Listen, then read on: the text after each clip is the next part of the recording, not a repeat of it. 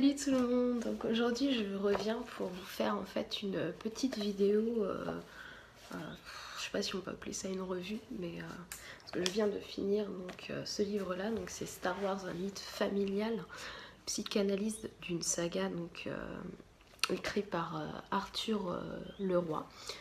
Je l'ai emprunté à ma bibliothèque il y a de ça quelques semaines. Chercher dans les livres et tout. Et en fait, il était en bas d'étagère, dans le rayon policier, je crois, ou un truc comme ça. Enfin, un truc qui a aucun rapport.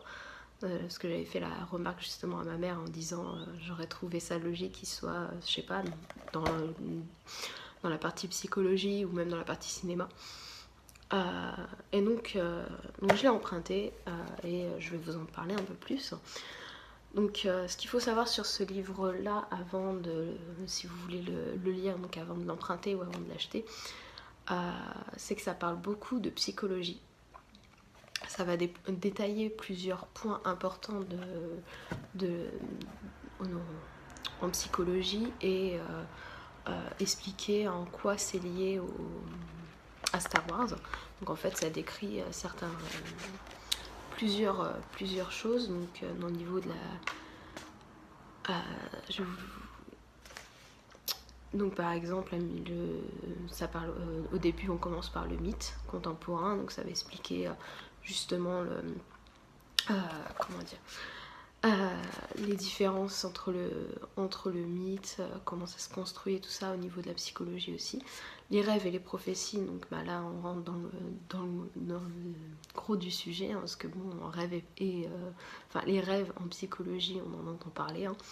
La force comme énergie, donc c'est pareil, ça va être ce qui peut pousser un être humain à faire certaines choses et tout ça, comme la force a pu pousser les personnages à faire certaines choses. Anakin ou l'impossible séparation, là on parle en fait de au niveau du terme, au niveau petite enfance, au niveau du bébé, au niveau de la première séparation avec la maman. Ça va être sur ça. Dark Vador ou les limites du robot, en fait on va parler de l'armure qu'on peut se construire autour de nous pour nous protéger, hein, pas une armure physique comme Dark Vador, mais une armure psychologique. Donc le fait de repousser certaines personnes, ce genre de choses. Après il y a Luke ou la confrontation paternelle. Donc bah, là en fait on parle surtout du complexe d'Oedipe. C'est surtout lié à ça, à affronter ses désirs et tout ça. L'alliance ou les adolescents rebelles, j'ai trouvé que pour le chapitre 7, c'était vraiment parfait parce que bah, les adolescents rebelles se retrouvent bien dans l'alliance. Je trouve que ça a été un bon chapitre. Franchement, j'ai bien aimé celui-là. Donc, par exemple, en sous-chapitre, vous avez Han Solo et les métamorphoses de la virilité. Donc bah, ça parle au niveau de l'adolescent garçon, des choses qu'il doit accepter de perdre pour pouvoir approcher l'adolescente fille. Enfin c'est un peu imagé, hein, ce que je vous raconte, hein. Et Leia ou la lutte contre la féminité, donc le problème qu'ont certaines filles justement à se trouver féminines et tout ça, le fait de rejeter les autres, de les repousser, et au bout d'un moment bah, d'accepter que la féminité fait partie intégrante de soi. Après l'amour dans les étoiles, c'est l'amour, ça parlait en fait de la... Ils ont beaucoup...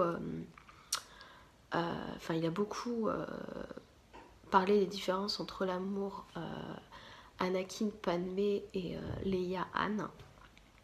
Entre science et religion, bah là tout est dans le titre. Le côté obscur de la pulsion, donc le côté obscur il l'a associé à l'impulsivité, la peur, le pouvoir. Donc tout ça, il parle aussi de Dark Sidious en sous-chapitre. Le héros créateur, c'est surtout centré sur la différence entre donc, la mère qui est créatrice, parce qu'elle peut être créatrice de vie, par rapport aux clones qui ont été créés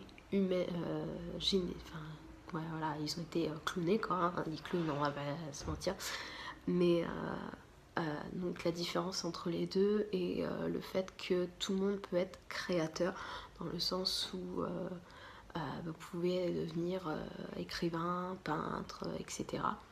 Donc développer l'imaginaire. Ensuite il y a le sens de la morale. Donc le sens de la morale, ça parle vraiment de la fin de la...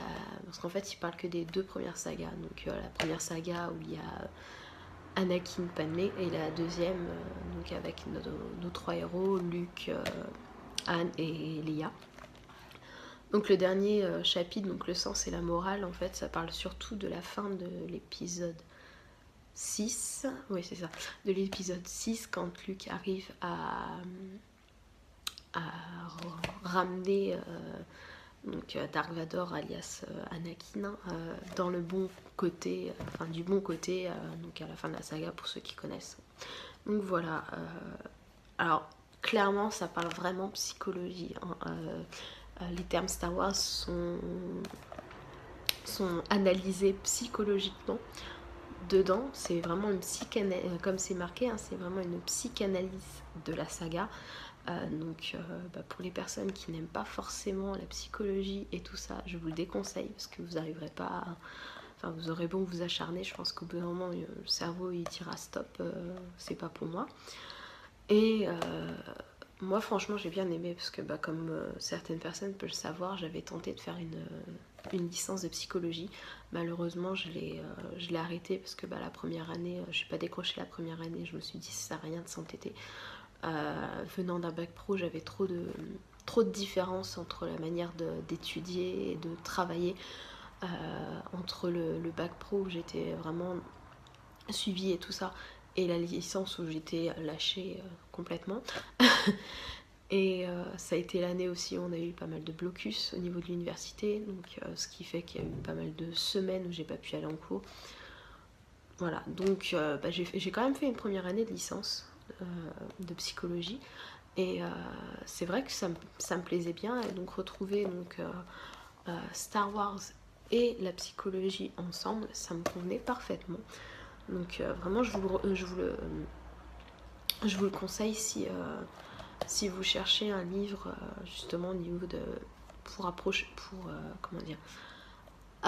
la psychologie d'une autre façon, donc en parlant Star Wars pour les fans, c'est pas mal. Donc voilà, ça... Franchement j'ai vraiment aimé ce livre, donc si vous aimez la psychologie et Star Wars, foncez.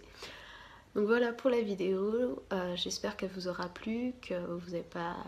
que j'ai pas trop bafouillé, parce que c'est vrai que c'est un peu difficile pour moi de parler comme ça d'un livre sans rien avoir préparé à l'avance. J'ai rien écrit, hein. Je viens juste de le finir, hein. Je viens juste de tourner la dernière page. Donc je pense que je vais continuer à faire d'autres, si on peut appeler ça des revues. C'est des revues littéraires peut-être, hein, je sais pas.